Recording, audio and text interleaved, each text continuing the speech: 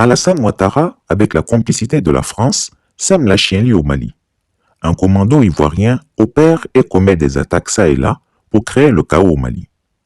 Transmettez cette information à la junte militaire malienne. La semaine dernière, je vous faisais état, dans une de mes enquêtes, qu'un commando composé de soldats ivoiriens d'origine malienne, en complicité avec un colonel proche d'Assimi Goïta, devait être envoyé au Mali pour déstabiliser ce pays. Ce commando a effectivement été constitué et a pu se rendre à Gao par le convoi de l'ONU. Pourtant, j'avais prévenu. Ces éléments doivent actuellement être dans cette région et seront utilisés par les forces françaises pour faire le sale boulot.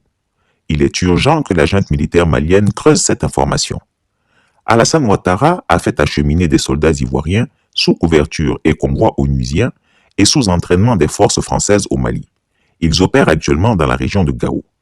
Ce soir, le despote des lagunes est très heureux, car le colonel-major Koné Zakaria vient de l'informer que les attaques qu'ils ont initiées seront non-stop jusqu'à Bamako.